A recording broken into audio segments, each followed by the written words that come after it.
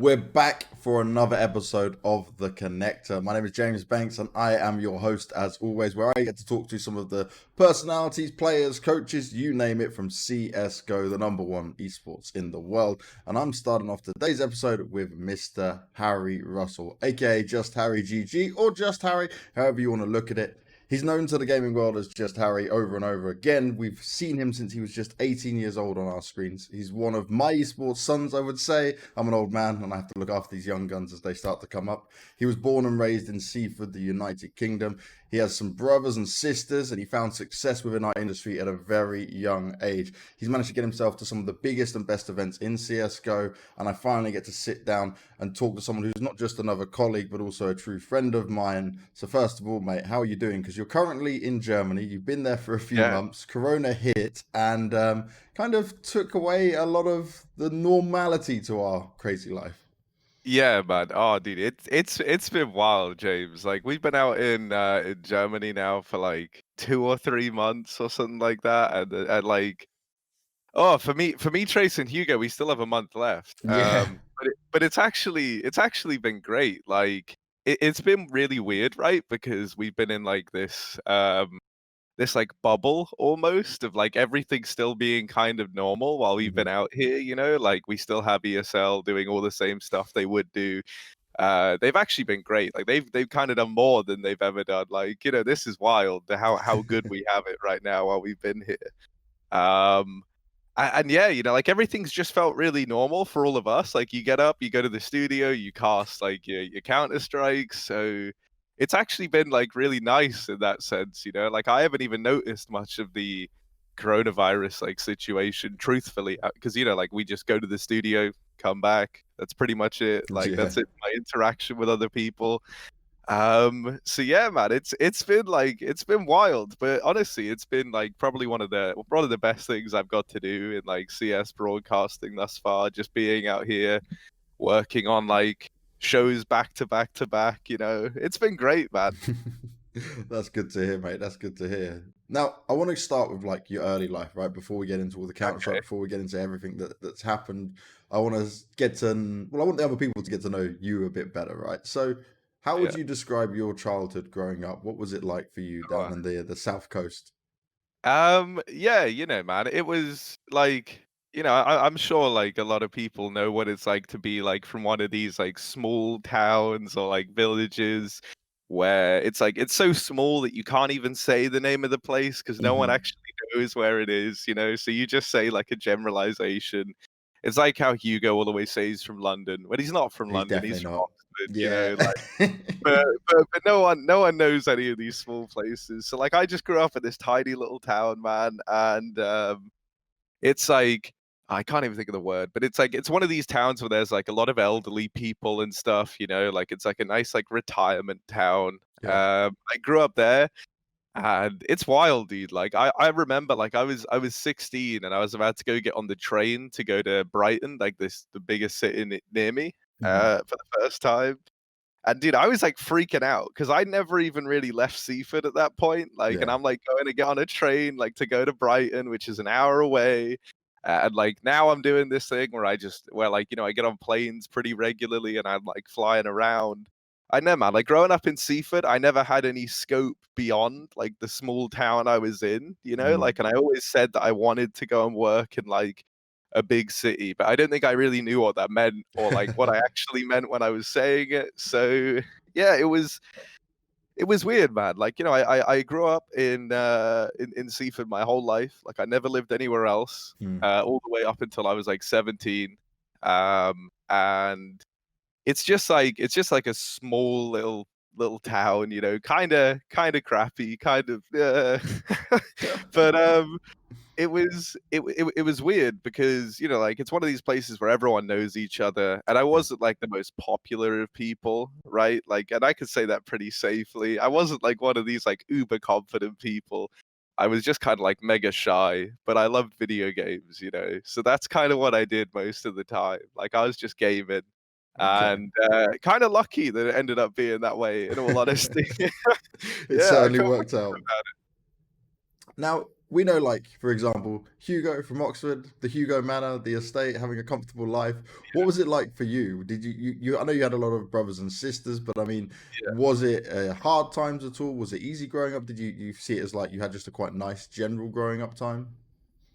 Yeah, that's a weird one, right? Because it's like my family, like, have never had much money, but, Hmm. like, I don't wanna make out that I was some, like, underprivileged kid, like, they weren't getting me, like, things if I wanted them and stuff like that, right? Like, Yeah. my parents were, like, really good at making sure that we always had everything, even though they didn't, like, have the money for it, if that makes sense. Like, we Hmm. weren't getting, like, brand spanking new toys in every day or, like, new consoles or something like that, but ooh, yeah, it was just like like, neither one of them have, like, a proper education 'cause Okay. my parents, they have my eldest brother, both, like, pretty young, so they've just kinda been, like, self-made business people their whole lives, like, doing different things, and my dad's worked all these different jobs, he's had, like, his own company before and stuff like that, so there's been times where the money was, like, good in my Mm. family, and then there's been times where it's been, like, really tight, like, I've kinda seen both sides of it, um and yeah, like my mom's like a kind of similar to that. She was like a stay-at-home like mom for the longest time, and then she started like her own business to do with like dogs. Is why I love animals so much. Um, and I got to help a lot with that, which was really cool.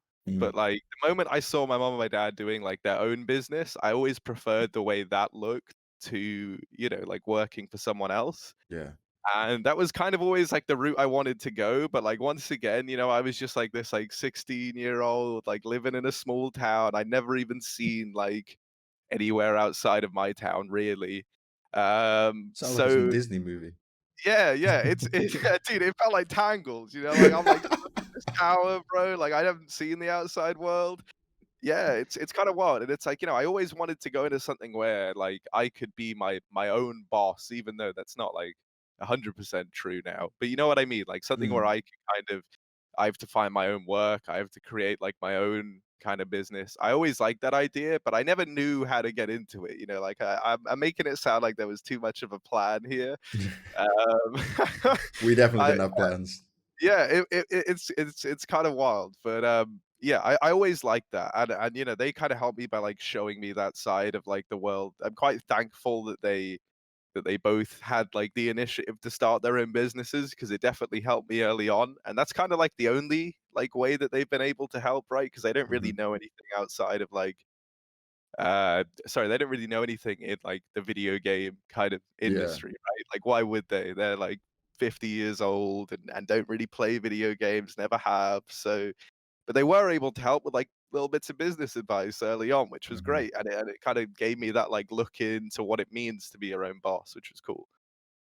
Now, I was speaking about your brothers and sisters before. You're Yeah. the middle child of the family, but how was the Yeah. relationship with your brothers and sisters growing up? Did you have a good relationship with them, or was it one of those ones where, like, I've been on the receiving end of it, for example, you're in the middle, you kind of get slightly bullied, you just kind of get forgotten about at times, just Yeah. you're that other kid. Nah, man, I love my siblings. Like, I'll be honest, like, I'm not because of this job and stuff, like, I really don't Mm. see my family probably as much as I should, Yeah, or as much it as is I would tough. like to.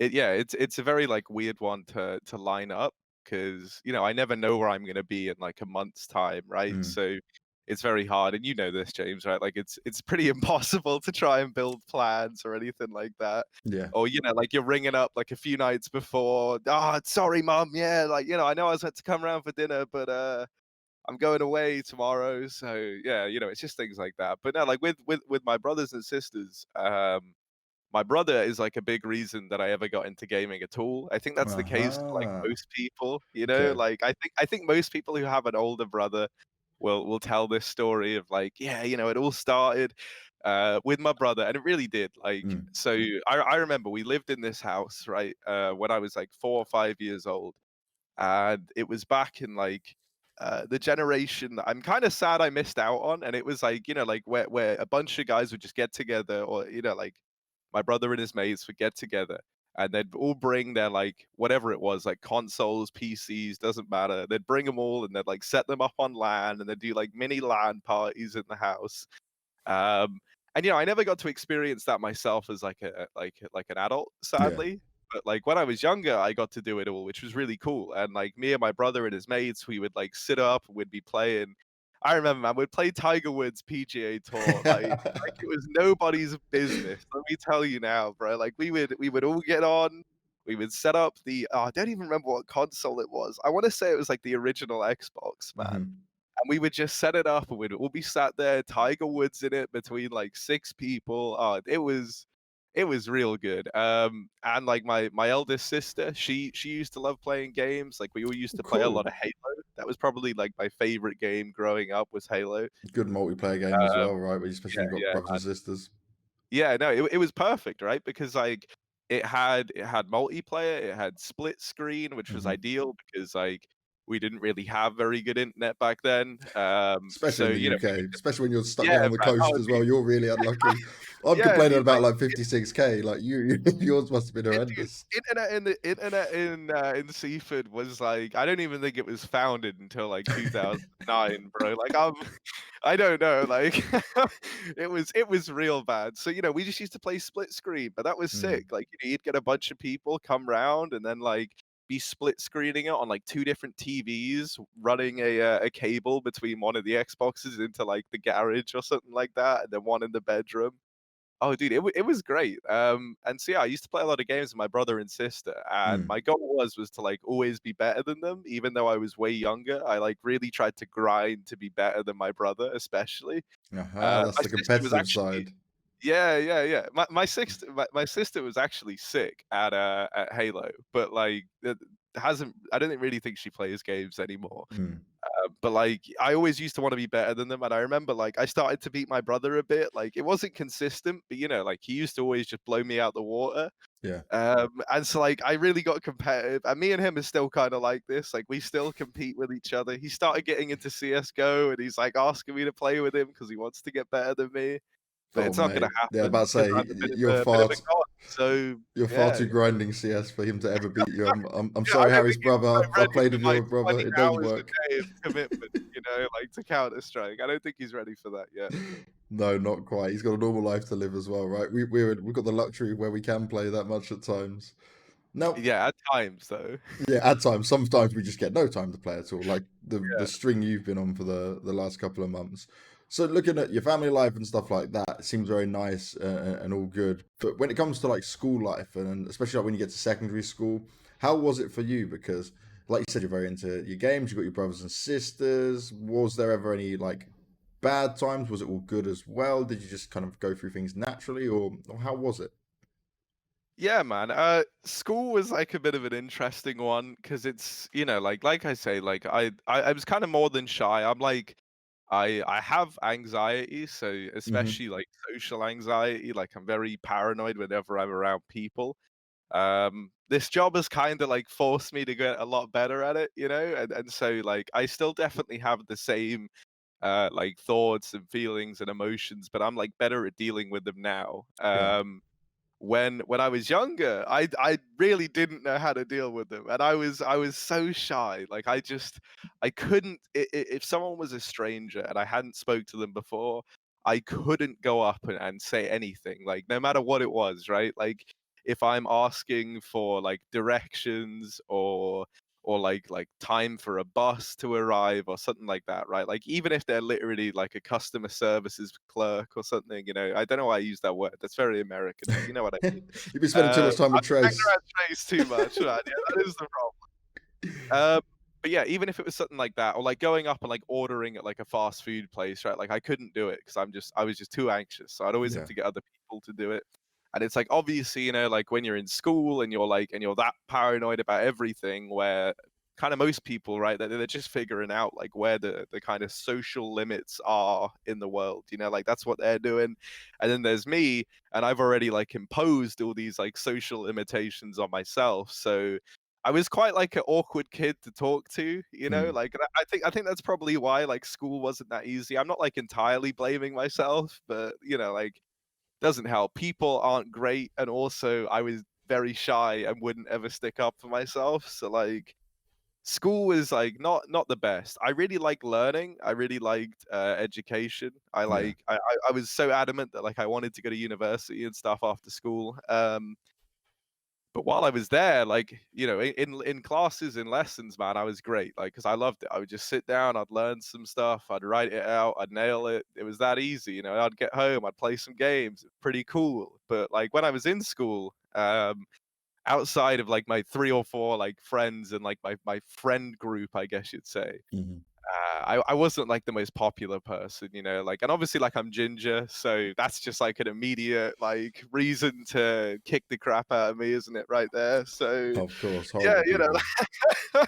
it's a bit of a weird one because you know, like you kind of combine all like these things, right? The fact that I was like very anxious, very kind of Hmm. shy. I was big into gaming. I was ginger. I was pretty chubby, like when I was young, and these were all kind of reasons to like take the mick out of me. And it Hmm. definitely happened when I was like younger. I didn't like socializing at school, and very much like my kind of experiences with it never helped. You know, like I don't want to say I was like bullied prolifically because like or like a lot. Like there were definitely people who had it worse than I did. Yeah. But you know, I wasn't like one of these guys who could just show up and like go through the school day without anyone like making some kind of remark or like doing some kind of thing that would be considered to be like bullying. Mm. So that was pretty cool, you know. Like I, You I, survived, mate. That's the main thing. yeah, yeah, yeah. I did. Mate, I remember there was this one time when I was younger. I was like really anxious, and one of the things was, like I've said, like I even struggle with like simple tasks of like getting up in a lesson and like putting stuff in the bin. Yeah. So what I used to do is I used to just keep it all in my pockets, and then at the end of the lesson, I would just get up, I would just walk to the bin, you know, like as everyone's leaving, put it in the bin, because then that way in my head, I'm like, oh, it stands out less, you know. I don't even know what I was thinking. Like nowadays, I just get right off. I don't even care. Like I'll just go over. But when I was younger, that's how I was. I remember there was this guy sat next to me, and he sees that my pockets are all like bulging with stuff, and he just starts like rummaging through my pockets, and I'm just sat there, you know, like being me, What? anxious as anything. I'm like sat there, like, what is going on? Like, I don't say anything. I'm just sat there, like, still doing my work. I can feel him rummaging around, and he pulls out like a bunch of like paper and stuff that I have crumpled up in there, and then I also had like a dairy milk like wrapper in there. And he just pulls it out and he just stands up in front of the whole class and is like, "Oh, this is why you're so fat." And I'm like, "Well, all right, I've just been wrecked here, like sat there in this class, freaking out internally, man.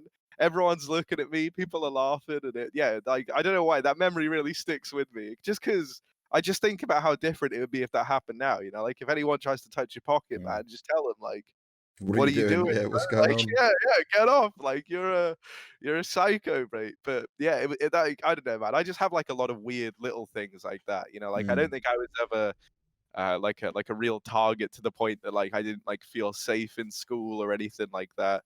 But I certainly didn't have the best time Yeah. socially. It's But just like in genuinely lessons, horrible. learning, I loved it. I loved learning. I just hated people. So that's kind of how that ended up working out. Well, at least now, right, you can laugh at them because they're probably, I don't know, in a terrible job. You're traveling the world and enjoying life and getting to do something that you absolutely love with it. Now, the next part I want to come on is you did plan to go to university, and if I'm right, you even started university, right? Yeah, yeah, yeah, Yeah. yeah. So I really so when I went to college, I took economics because I don't know, like the idea of like politics and then like the kind of like theoretical side of economics as well as like the applied side like really interested me. Hmm. I studied it at A level despite like never having really done anything to do with it before. And I don't know what it was, man, but like economics, I don't know, dude. It just came to me like that. Like it was just so easy to understand. So I did it at A level. I did really well. Like it was kind of the only subject I did really well in. Like I just crushed my economics exams, but boy, did I fluke at everything else. Yeah, but then I took it at university, or at least I tried to.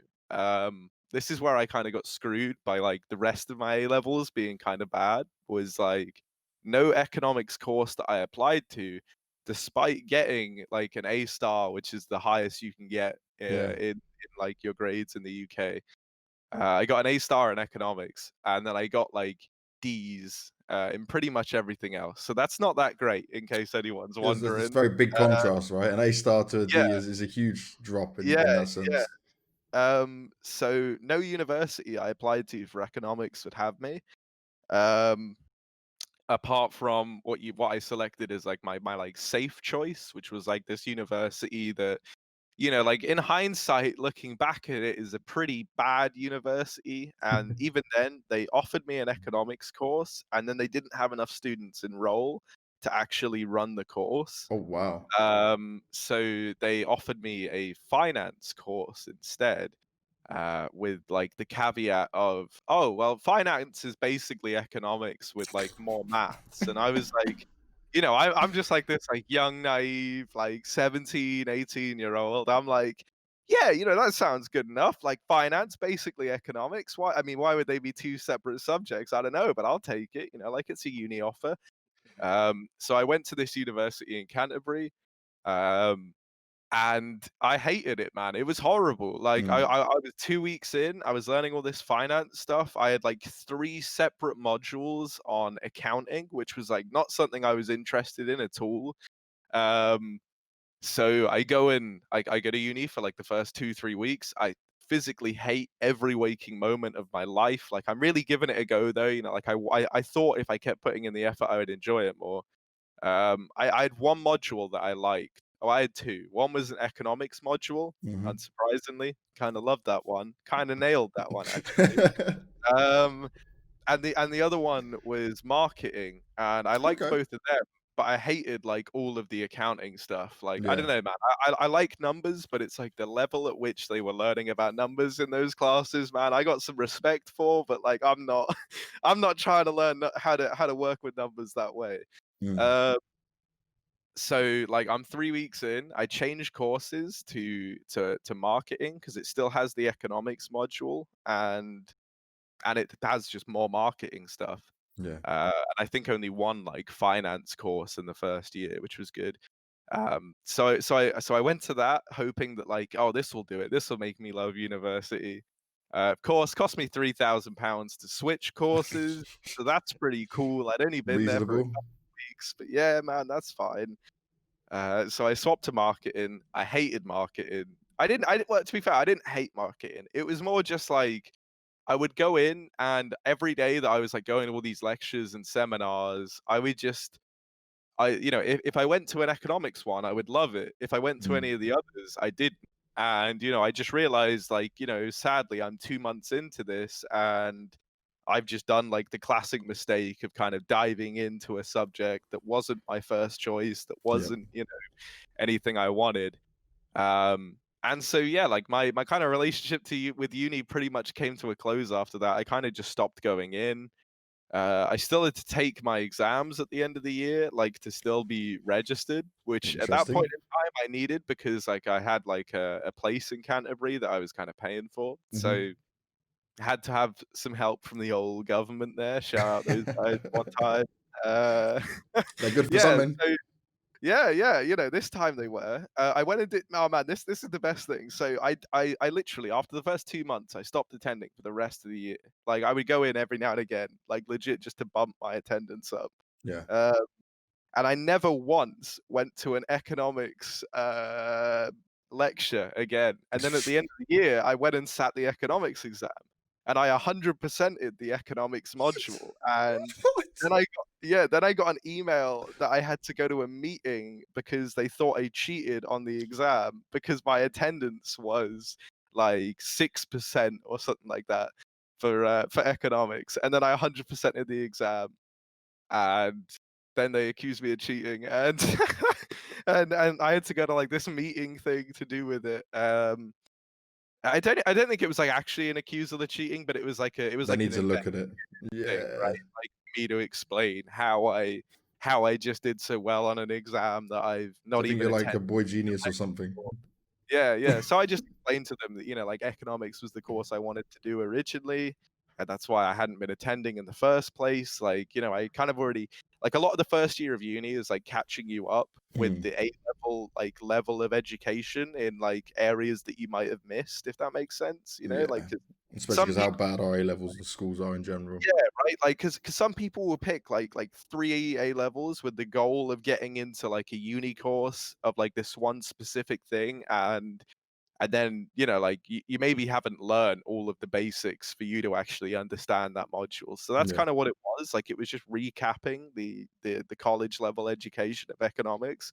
And so as a result, mate, like, I did great there. I just crushed it again the second time around. Like, Of course. but yeah, uni really wasn't for me. But that's where, James, this is probably like a nice segue into explaining when like casting and stuff came around. Well, that's where I'm going to next, mate. I was going to Yeah. say during this time, right? Because before we get to the actual casting, were you Okay. playing CS more? Like, did you have a competitive side that came from either secondary school or A levels or university? Was there a part where like CS just became a game that you were involved in? Oh man. Oh yeah. Okay, James. That's a good question. That's a good. Yeah, so I was like I started playing CS when I was probably like 14, something like that. What year would that be? I'm trying to think. So I'm making you do maths now because I can't work out. You're too young for me to do the That would maths. have been like 2013, 2014-ish. Okay. So really not that long. Actually, I couldn't tell you when I first started playing. And I Um, guess you started with Go, right? There was no 1.6 or Source. Well, yeah, so I used to watch a lot of these like YouTubers who used to play like 1.6 and Source. So I always knew what Counter-Strike was. I just hadn't played it. But I Hmm. liked watching other people play it. Um like so I think really for this whole story the best way is like I rewind it a tiny bit. Yeah. And that's that back in like this is back in school slash college. So this is like in between kind of being like 60, like 15 to 18, thereabouts. Um I was I was like a big Armor fan, which is like a military sim. Uh-huh. Yes. I used to play so much Armor. Like I just loved anything that was like mega realistic. Because even then, man, like Armor, it's like a mil sim game, but it still gets like pretty competitive. Like, because some people are Yeah. just nuts at that game, like mind-blowingly good. And I've always had like this problem of like wanting to be the best out of the people I know. So I always, I was just like hard pracking Armor every day, like learning how to like zero the guns properly and like things like that. And then some of my Armor friends started to go over to playing Counter-Strike Global Offensive, and I Uh-huh. hadn't really seen much of CS:GO at that point. Like I more knew Source and 1.6 because of these like old school YouTubers I used to watch. Yeah. Um, and they all started making the switch to Global Offensive and like playing that, and I started to get frustrated because it was cutting into my Armor time. Like I was pretty serious about my Armor time, so I was like, what is this CS:GO that everyone's talking about? I'll go give it a look. So I gave it a download. I started playing. I got ranked as like silver 4, I think, when I first started. It's pretty good, like pretty good. Yeah. Uh, and immediately, like, I just wanted to get better. Like, I remember playing it for the first, like, I played my 10 placement games, Mm. and I immediately, like, really liked the game. Everything about it. Like, it felt competitive, it felt consistent. It was kind of like nothing I'd ever played before, up until that point. So I started watching like a bunch of YouTubers like the War Owl and stuff like that, right? Like, Yeah. because he did a bunch of like content for like new players early on. So I was watching all that, and that got me into like trying to improve, and I tried to get better. And I think then, like, you like fast forward it like a year and a half, and I was actually like all right. Originally, I really wanted to play CS competitively, but I think that's what everyone's like. And also Of at that point course. in time, it was easy for me to say that statement back in, what, like 2015 or whatever, without like understanding the actual work ethic or how much effort it takes to become a pro player. Thank you. Um, Thank you. There we go. That's what I'm yeah, because many yeah, people think, right? They're like, oh yeah, I see like the best players in the world. I can do this. This is possible. And then you look and you think, you guys are definitely not putting in enough time. Like this isn't gonna work yeah. out. So like I was playing like a lot. I'd probably be playing like honestly, if I could, I'd be playing like 14 hours of Counter Strike a day, right? Woo! Like just really going for it, man. And I tried to like play in a bunch of these like UK teams early on. Obviously only like small time stuff, right? Yeah. Um, but that like helped in a sense because it kind of like exposed me even more to like the idea of how you actually like improve as a team. And even though it was Hmm. only very like basic level kind of stuff, there were still some people who like went on from those teams that I played in to not like do anything incredible in the UK scene, right? But like they're still involved. They're like known in some capacity, I think. And so like that like helped me, especially the guys who used to be like IGLs. I don't know what it is, man, but there's something about like low tier IGLs who are like thirsting to actually like kind of rise through the rankings. I don't know, dude. These guys are on something else. Like I'm convinced they'll be out here like grinding and empty servers, finding like smokes you didn't know existed before like a match. I got a lot of respect for that. Um, and yeah, so I started like doing all that. Playing competitively obviously never worked out. Hmm. I got asked to go like I remember, dude. I got asked to go boot camp in Norway when I was like Ooh, 16. that's Uh, dope.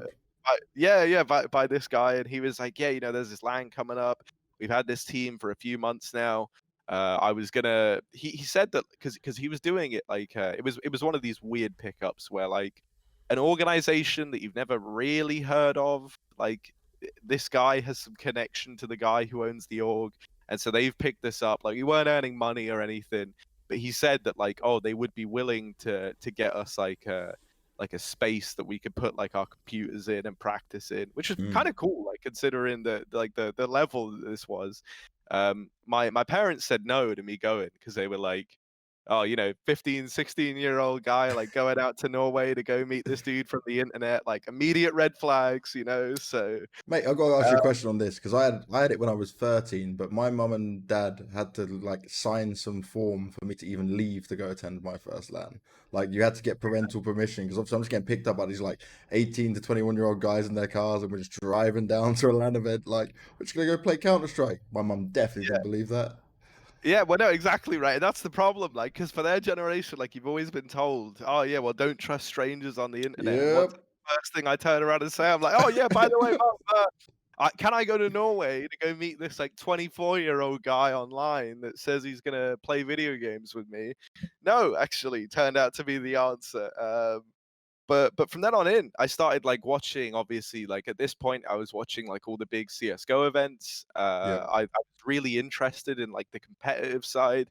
So like I really got into like watching all the tournaments like both on Twitch and through the client, and it was man, it was great. Like I remember watching them for the first time, and like me and all my friends, we would hop into like a team speak, and we would just be sat there like watching these tournaments, and it was so sick, like hearing like the casters and like seeing these venues that at the time like seemed like they were rammed, whereas like you compare the crowds back then to what they are now, and it's mind blowing, It's like crazy.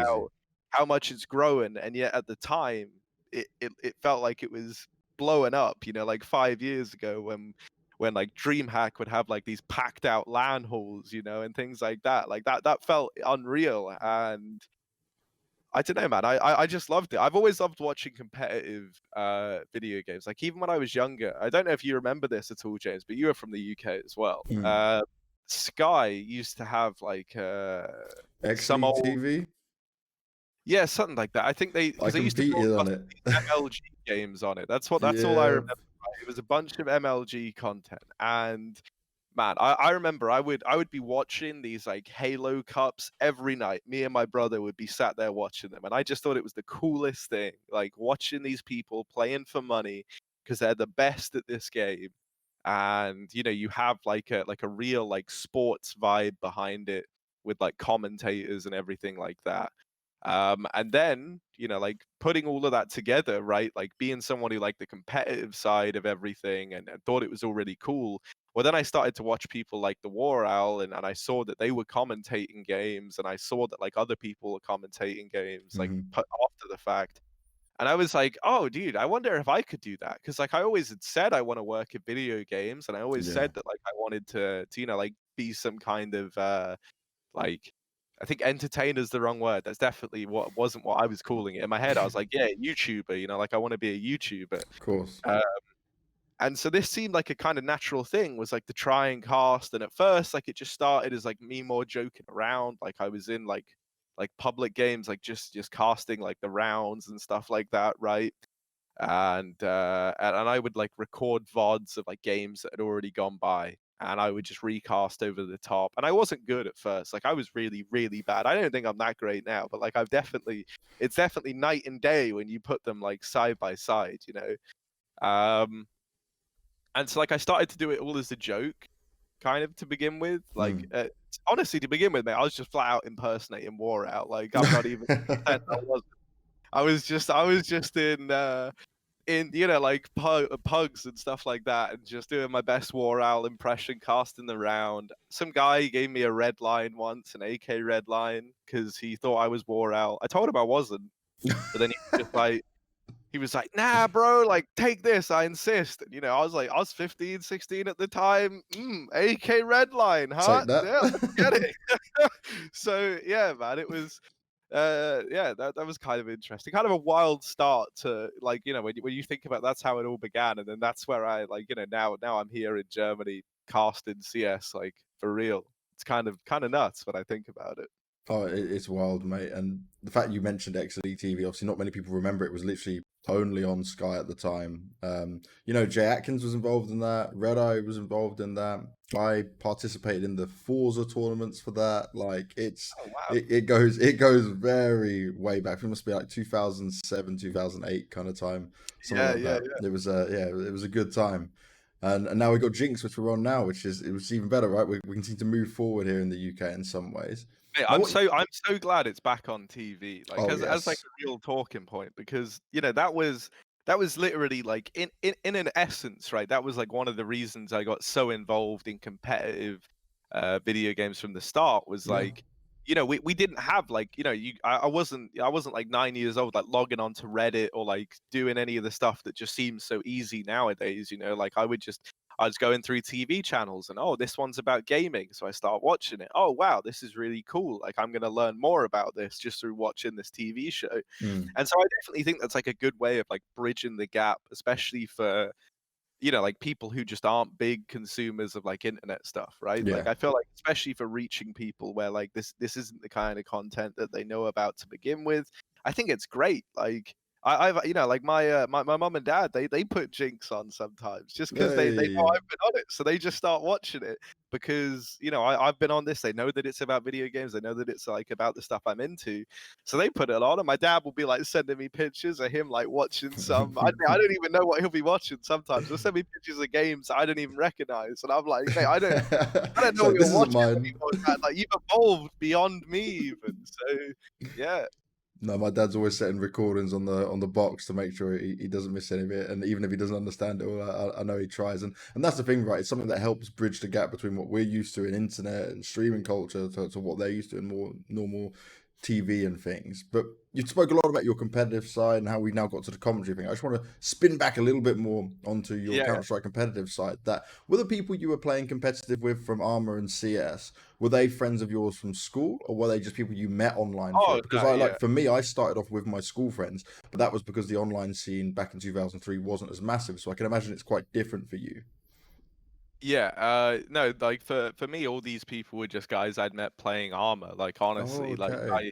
I think I had like two friends I played with that were from school. They were called Hmm. Lewis and Jake, and we were like childhood mates, and like they used to play Armor with me, and then when everyone switched to Go, they kind of went through like the same thing I did. Yeah. Uh, but mate, like I was just look at me, dude. I'm just a lot better at video games than they are, so I couldn't be playing with them for long, could I? Like you gotta you gotta look for new people as you get Jump better. ship. Yeah, that is like one of the things I think that's so interesting about CS:GO, because I don't think any other game has like the ability to just like break apart friendships in a sense Oh, through dude. through just someone getting better at the game. And it's like it's just no longer fun to play with like these guys who are way worse. Like I had this guy who I used to play with called Victor, and he was nuts, man. I loved playing with him. He was from Sweden, and he was a legend. And then I remember he just got so good at the game that he just turned around one day and was like, "Look, man, like I like playing with you, but I actually want to try and do something with how good I am. So I'm Yeah. gonna start playing with people who are better." And like CS has made me a lot of friendships, but it's also had moments like that where people have just turned around and said to me like, "You're just not good enough to play with, mate." And I'm Yeah. like, "Well, all right." Like, but GG. that just shows how much of like a competitive game it is, right? And how like competitive the nature of a lot of the people who play it are. Yeah. Like you are playing to win as well as have fun. And winning is fun, whereas losing, it can be fun, but a lot of the time it feels pretty horrible. So yeah, like I don't know, man. I just always find that funny because like with CS:GO, I've had that happen so much, like Hmm. whereas with a lot of other games where they are more casual and it doesn't really matter, like I feel like you can just play with whoever, Yeah. and it's fine. But not here, man. Like people want to win. No, I did similar. I outgrew my friends from school, went on to teams and stuff, and we just had to find other games to play that were non-competitive in that sense. Yeah. Now, from this competitive drive that you clearly had, even from Arma, from CS, did this come from obviously your competitiveness with your siblings that you spoke about earlier? Did you just see like the natural progression that you were going to be competitive in some way, even if it's not like a sport, for example? Like for me, I was more sporty then into CS, but for you and from how you've described yours, I'm guessing it came from your siblings into your friends and just progression like that. Yeah, man. I think 100%. Like my brother is to blame for the competitive mess that I am. Like, because Or he's exactly. praise, not blame. Yeah, Opry, yeah, like, I love him for it, but, he loves, like he just loves winning at everything, like, I'm like the kinda guy where I see him and I'll see him wrecking in a game, and I look and I'm like, "You know what? I think I can beat that." And that's kind of been, like, my mantra throughout all my time, like, playing games, like, I don't know, man. I think this a lot, and I don't know if this is like bad to think, but this is just Mm, what I think. Like. I'll be playing games, and I'll play with someone, and I'll like see them consistently like coming in like fourth or fifth, and like they're getting kills, and like they're still adding to the team, and I just like playing with them. But yeah, sometimes I find myself thinking, I'm like, how do people have fun when you are like a consistent, like fourth on the board, like kind of gamer when you could be, like striving to be at the top all the time. I don't know. That's always been my mindset, right? Is yeah, like you're not first, you're last kind of thing, like so I just like trying to be the best. And so that's always like, at least when playing the game, like that's always the mindset I had was just like grind as much as I can, learn as much as I can, learn all these gimmicky smokes. Like practice all like these ludicrous little boosts and little wall bangs that no one else hmm, will. And yeah, I think I very much got that from my family life, especially with my older brother and sister, because I always wanted to beat them, and now I always nice. want to beat other people. So yeah, maybe that's it, James. Maybe that's it. Now, don't take the clip of me saying I want to beat people out of context, because so yeah, but I've played enough CS with you to know that you want to beat people in the server as much as possible, no yeah, matter what it takes. dude. Now, we spoke about obviously your personal life, how you're starting to get into commentary, your parts on Counter Strike, the competitive side of things. But did you always consider yourself in terms of like FPS games and shooter games in general that you just had the natural skill that came with it? Because I feel like some people have to truly grind out these games to become good, where others they are completely like they have a natural ability and then they can just kind of run off of that. How do you consider it yourself? Yeah, so it's kind of interesting because I'm pretty sure, like at least from like what I've read, like scientifically, we don't really know yet what makes people. Because some people clearly do just have like a bigger aptitude for like picking it up, and it's not even down to things like reaction time. I think like when you look at some of the pros, like a lot of them are just pretty average in terms of their reaction speed, and it is Mm, just about like how they're able to process the information and like planning ahead. And I mean there's certainly. so much that goes into just one round of Counter Strike. Like I don't know, man. The more I've watched Pro CS, the more I like look at it like chess in that sense. That is kind of how it feels, like a way more extreme chess where there's so much going on, and you got to make sure you have the right pieces in the right place at the right time if you want to like win the round. And that's what the pros are so sick at. I kind of deviated away from your question, and I'm going to be honest, James. I pretty much forgot what you asked. So It's all just to good. quickly wrap You me gave a back good around, answer. you want to recap me there one more time? Yeah, it was just whether you thought you were just naturally good or you had to spend more time Yeah, kind of grinding it out. What was it to you? Because, like, for me, I definitely felt more naturally capable, not so much in the inside of the game, but more outside the game, the IGLing stuff. But I know for some people, they can just grind it out also and raise their level. Yeah, so like I don't know, man. I think I am like pretty good at like picking up any kind of video game and just being pretty good at it like from the get-go. I kind of feel Mm. like it, but like I don't think I'm one of the people who could ever be a professional ever because I I don't know, man. I've seen what these guys do like firsthand and just how much like how intense it can be, you know, Yeah. like even if people in like FPL, right? Like grinding hundreds of games a month just to try and get out of FPLC into the main like division. And that in and of itself just seems like insane, you know, like the just the amount of games and how your performance has to be kept up over that time. Like I really think that being a professional player is a lot harder than most people realize, you know, like a lot Yeah. harder than people realize. It's a lot harder Uh, even since my time. Like I retired in 2007, and back then obviously there's less people. It's easier to get involved in, but like the skill level and what it takes now is beyond what I could have ever imagined it. Oh man, 100%. Like, you know, and it's just because like as everything else has gotten better, like the standard that you have to hold yourself to has gotten higher, you know, Yeah. like there's more resources, teams are putting in more time than ever. There's like more money on the line than ever.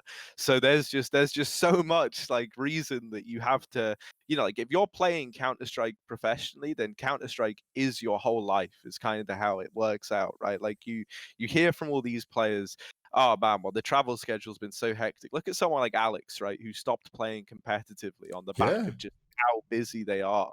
I think that speaks volumes because I imagine for some people, like there would have been times where they've maybe considered doing the same, right? Because it is a lot. Like Hmm. you're in a different continent every month. You're traveling the world, and while you're doing all of this, and while like you're just endlessly practicing for these events, you're having to you know keep original, you're having to keep team spirits high, you're having to still put in team practice time together, you're having to review vods and look at what your opponents are doing to make sure that no one is creeping up through the ranks, right? So there is like so much that goes into just one game of CS, and it is kind of mind blowing when you look at how much preparation and you know even now, mate. Like and you know this as well. Like with all the introduction of things like sports psychologists and like Yeah. coach in that sense, right? And like data analysts. There's so much in an organization, and I'm sure that like now some of this responsibility because you know, there was definitely a time where a lot of this like analytical side and then in some cases things like administrative duties kind of fell down to people like coaches. And Yeah. I They had to think do a lot. yeah, that was just like a case of uh I think like you know suddenly there's just a lot more admin and analysis that goes into a game, and so it all these kind of new roles appear, and it just gets compounded down into the one guy who's the sixth man on the team, you know. So he's like arranging flights while he's you know like watching some VOD for the game tomorrow, taking notes, and it is wild. I think even Pronax said in that interview with the HLTV confirmed guys Yeah. that he wouldn't be a coach because it's like the most work and it's the most boring, I think were his words. Um, And he's got the so brain yeah, of Counter Strike. yeah, man, yeah, and he's like one of the smartest guys we got. So you know, like what does that say, man? Like, yeah, it is wild, and especially as the standard has risen, like, Yeah. what you come to expect from these pro players is obviously a lot higher in standard. So yeah, man, like if you're not prepared to grind, I feel like you just don't make it in the in the CS like pro scene. Now, we've nearly got towards the commentary moments and the things I want to get into, but this last Yeah. question I have on this segment is kind of what made CS become so special to you? Why did this become your game? Because, like, many people can pick up a game, leave a game, they can even be pros in multiple games, but like, CS is a game that manages to capture so many people for an incredibly long amount of time. Like you think I've been playing since 2002. We're now it's 18 years of Counter Strike of my life. That's like as long as some people probably watching this now has been alive. It's nearly close to your age. You were still just about walking when I was thinking of playing Counter Strike. So why did it grab you? Why was it the one that made you want to pursue it as a job in some way? Well, so I think like for a lot of people, sorry, I just had like a little yawn almost come out. I You've think been for a working lot of hard. yeah. I think for a lot of people, Counter-Strike, like, captures, just such a man, it really is, in my eyes, the perfect game Mm. because it feels like such a kind of parallel between the amount of effort you're putting in and like you feel the reward in the game. You know, like the more you play, the more you practice, the more you learn, and there's a lot to learn. Yeah. The better you get, and I feel like it's one of those things where it's like once you open that door, it's very hard to close it because it's only when you start to know how much you still have to learn that the game really gets exciting. I think that's why for a lot of people they try Counter Strike, they play it for like 1 or 2 games, and they go, "Oh, this isn't the game for me." And it's like, well, I would have come to that conclusion as well if I only gave it a few hours worth of chance. I think the game really gets exciting once you start to get into it and you start to look at all the different I mean, I was gonna say all the different strats, but man, there's just so much to talk about, so much to think about, like you've got things like nade lineups, you've got setups, you've got how you want to construct like your default, how you want to play individually, Mm. how to like properly place your crosshair. So you start to learn all these things and you start to learn the maps and you get more comfortable. And you realize that like this game is just stellar because it's the perfect balance between being able to like sorry like so, it's the perfect balance between like a team game in that a well-oiled, well-drilled 5-man team will be great, but also you have like this ability where if you are on your own, if you are solo queuing and you're good enough, you can just step up and carry a whole team based on like your individual talent. And I think that's sick because no other game out there kind of hits that same mark, at least like not when kind of Go was available in my eyes. And even if you look at like some of the games that tried to compete with it, right? I think about like an Overwatch, which really is like a team game to a Yep. T. But in that same vein, like if I'm really sick at Overwatch, but my team are terrible, I've lost. Like it doesn't matter how good Yeah. I am in my eyes. Like that is just a team game in like its purest essence. Whereas this, man, like once you've learned all this stuff, once you've uncovered the beautiful like veil that is Counter Strike, and you start to see all the inner workings of what's going on, Mm. there's just so much to learn for you to individually like get good enough where you are like competing and a force to be reckoned with on your own. And then you start to factor in all the team around it. You start to look at that. I don't know, man. It's just great. Like from a competitive standpoint, I think it is just such a balanced, such a rewarding game. Yeah. And I think everyone that sticks around and plays it as well, they are people who have like this competitiveness about their personality. They are people who want to play to win. And there was that like clip from that Fortnite. I don't even know what he was. I think he's a Fortnite pro, and he said that like one of the things that's so great about CS:GO is just that every level you're at, right? Like if you're in like your MG game and you're like playing a game of CS with a bunch of MGs, you'll still have some guy in there who's like trying to lead the team, right? Like trying Yep. to organize. And that's so cool. Like that just doesn't happen in so many other avenues. It's not till you hit like the top end that people are doing this stuff. Whereas here in Global Offensive, like that's such a core of what the game is, and it's so about the people who play. That's like a trait that we all have. Yeah. And as a result, I think like the whole community is like geared towards like this very competitive game, that making sure that you're like outputting the best in the server, that you're really feeling it, everyone's putting in all this effort. And then there's all this history behind it as well, with like 1.6 source, all the pros, all the teams Hmm. going on that still exist today in some cases. Like there's just so much. So it's like once you peek into Pandora's box, like how can you look away when like when all these treasures are right there? Like you've got all this stuff to uncover. So I think that's honestly it, man. It's just that there is such a rich competitive history with this game, and there's so much to learn, and it's so unique in that sense. And I think like for the same reason that people can really get like addicted to their like games like League of Legends or like Dota, because there's a lot to learn in them as well. Mm. There's all this more in like a game where one guy with like sick reactions or like a sick read can really step up. Like it's very rewarding if you happen to be that guy. Like Yeah. imagine how someone like Simple feels, James, man. How do you reckon he feels every day? Oh Like just God. with this walking god in the server. Like that must be a great feeling. I can't imagine. I can do How what no one else how can do. incredible that would feel. Harry, you summed that up beautifully because for me as well, it's one of those things where I can love other esports and I can see why they're appealing. But the one thing that can never be beaten in Counter Strike is that even if you're down and it's just 1 versus 5, you still have the chance to win. It's a very small chance, Yeah, but it is still yeah, possible no people matter there, what. exactly. No, Well, and Harry, that's what all the big moments are at events. You know, yeah, they're the unlikely clutch. rounds that shouldn't have happened, and I can't think of another esport that has times like that. I mean, yeah, well, there are. There's esports like Rainbow Six Siege, which I think is pretty sick, that have things like that. But you know, like you look at a lot of the other offerings that were kind of out there when CS was, and also what you would consider, you know, to be like top tier esports Mm. alongside Go. And I don't think a lot of them offer that. And you know, like I've never seen like a 1v5 in League of Legends at like a pro level. I don't, because it just doesn't I happen. don't You even just know if get, it's possible. yeah, you know, yeah, you just get wrecked. You know, like because the whole team just CCs you into oblivion or something like that.